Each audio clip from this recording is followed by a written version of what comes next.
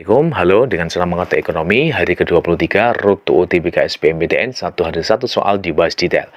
Datang, kerjakan, menangkan. Kali ini kita akan belajar tentang materi pengaruh depresiasi terhadap neraca perdagangan. Kita langsung cus pada soalnya.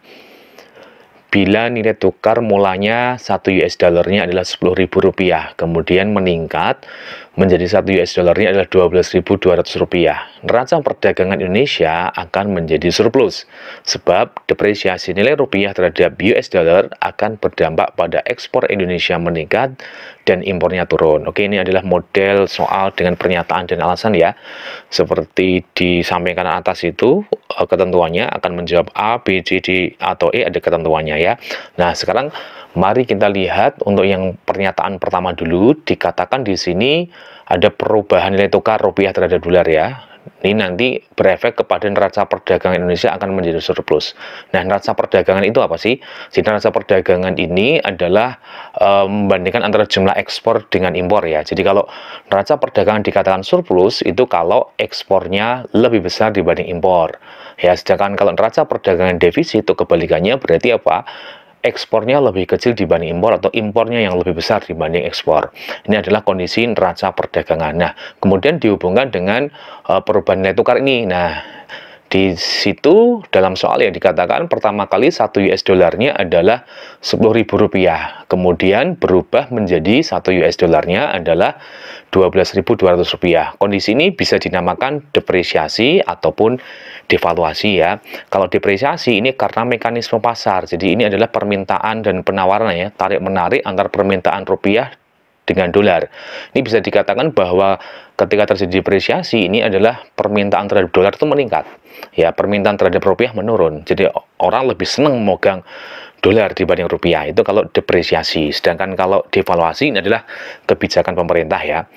Nah, di sini bisa kita lihat, nah apa efek ketika nilai tukar rupiah ini melemah terhadap dolar? Nah, efeknya adalah nanti harga barang Indonesia di mata asing itu menjadi lebih murah. Dan ini nanti berpotensi terjadi kenaikan ekspor ya, karena melihat bahwa barang Indonesia menjadi lebih murah. Ya, banyak orang asing tertarik membeli produk dari Indonesia karena harganya menjadi lebih murah. Nah, di sisi lain, harga barang luar negeri itu akan menjadi apa? Lebih mahal di mata masyarakat Indonesia. Dan ini berpotensi terjadi apa? Penurunan impor. Kok bisa demikian? Bagaimana ini? Oke, ilustrasinya seperti ini. Misalnya nih, di Indonesia harga permen adalah Rp2.000. Ada orang Amerika pengen beli permen itu ya, dia punya uang 1 US dollar. Nah, ketika ditukarkan dengan rupiah kan dapat 10.000 itu. Ya, 10.000 ketika dibelikan permen dapat berapa? 5 permen. Kondisi sebelum depresiasi. Nah, kemudian terjadi perubahan nilai tukar bahwa 1 US dollarnya menjadi 12.200. Ya, bayangan dia 1 dolar itu kan dapat 5 permen karena dapat uang 10.000 toh. Nah, kemudian nilai rupiahnya melemah. Ya, sekarang jadi 1 US dollarnya 12.200. Ya, jadi ketika dibelikan permen ini jadinya lebih banyak. Tidak hanya 5, jadi tambah 1 kan kurang lebih dapat 6. Nah, ini menunjukkan bahwa orang Amerika melihat, wah ini barang Indonesia semakin murah nih. Kenapa? Dulu 1 US dollarnya 5 permen, sekarang 1 US dollar dapat 6 permen. Ini berarti harganya menjadi apa? Lebih murah. Akibat efek dari apa? Pelemahan nilai rupiah terhadap dolar. Ya, akibat nilai tukar tadi. Dan di sisi lain itu barang impor, ya, atau harga barang ataupun jasa barang impor akan jadi mahal ya. Dibutuhkan rupiah lebih banyak kan nanti kalau misalnya untuk memperoleh produk asing kan itu, atau misalnya ada orang Indonesia punya anak sekolah di Amerika misalnya ya, katakanlah nih misal aja loh SPP 1 dolar ya, terus bilang sama orang tua di rumah, Pak tenang ya, meskipun terjadi depresiasi mata uangnya di sini ya, SPP tetap 1 dolar. Nggak ada perubahan, nggak ada kenaikan SPP. Tapi orang tua di Indonesia akan melihat, oke lah, 1 dolar dulu dapat 10.000, dapat. Sekarang harus berapa? 12.000. Untuk memperoleh 1 dolar dibutuhkan uang lebih banyak sekarang. Ya, maka bisa dikatakan bahwa harga barang impor menjadi lebih apa? Mahal. Nah, sekarang pernyataannya, apakah nanti nilai tukar yang melemah ini menyebabkan neraca perdagangan Indonesia surplus? Ekspornya lebih besar dibanding impor? Jawabannya adalah belum tentu. Kenapa belum tentu? Loh, kan katanya harga barang Indonesia jadi lebih murah, Pak. harga barang impor jadi lebih mahal kan gitu.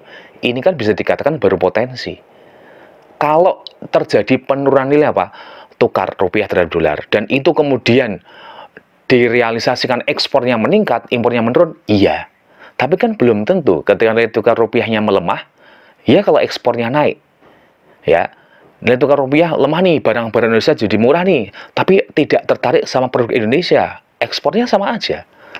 Ya, oh nilai tukar rupiah melemah nih, barang impor jadi mahal loh, tapi masyarakat Indonesia tetap ingin beli barang-barang dari luar negeri, ya sama aja. Impornya tetap naik juga. Ya, kondisi yang pertama tadi, ya, ketika nilai tukar sudah turun toh, tapi nggak ada orang yang mau membeli barang Indonesia, orang asingnya, ya berarti ekspornya tetap rendah juga. Ya, maka jawabannya belum tentu. Jadi kalau dikatakan raca perdagangan surplus, oke lah, pasti harus kondisi ekspornya lebih besar dibanding impor. Ya, tapi kalau kemudian nilai tukarnya melemah, pasti nanti ekspornya meningkat, belum tentu. Nah, ini juga diperkuat di dalam teori Marshall-Lerner Condition ya. Jadi kalau terjadi devaluasi, nah itu akan memperbaiki neraca perdagangan yang defisit apabila elastisitas ekspor ditambah elastisitas impornya harus lebih besar satu. Ya, efeknya bahwa nanti ketika terjadi kenaikan harga barang impor, ya ini kemudian penurunan jumlah orang Indonesia yang tidak membeli itu menjadi lebih banyak, ya, dibanding dengan kenaikan harga barang impor itu sendiri. Atau juga ketika terjadi penurunan harga barang dalam negeri, ya harga barang ekspor menjadi lebih murah, ya penurunannya itu, nah ternyata diikuti oleh peningkatan jumlah pembelian barang ekspor yang luar biasa, lebih banyak dibanding dari penurunan harga barang ekspor itu sendiri. Nah, itu bisa jadi nanti akan jadi neraca perdagangnya akan surplus. Ya, tadi dikatakan, ya pokoknya kalau terjadi nilai tukar, oke lah, potensi ekspor meningkat, potensi impor turun, tapi belum tentu realisasinya bagaimana. Ya, ekspornya terjadi enggak, naik enggak, ya. Kalau sudah harga turun nggak ada ekspor, ya sama aja kan itu. Berarti pernyataan pertama adalah salah ya. Pernyataan yang kedua adalah depresiasi nilai rupiah terhadap US dollar akan berdampak pada ekspor Indonesia meningkat dan impornya turun. Kalau ini kan jelas ya. Nah, ini akan berdampak, potensinya tadi ketika terjadi depresiasi, ya harga barang Indonesia akan menjadi relatif lebih murah. Maka dampaknya potensi ekspornya meningkat ya, sedangkan harga barang impornya menjadi mahal. Berarti yang statement yang kedua adalah benar. Oke, salah dan benar adalah jawabannya adalah D. Oke, tetap ikuti pembahasan selanjutnya. Terima kasih. Assalamualaikum, salam sejahtera untuk kita semuanya. Sukses selalu. Jangan lupa untuk like, share, and subscribe. Terima kasih.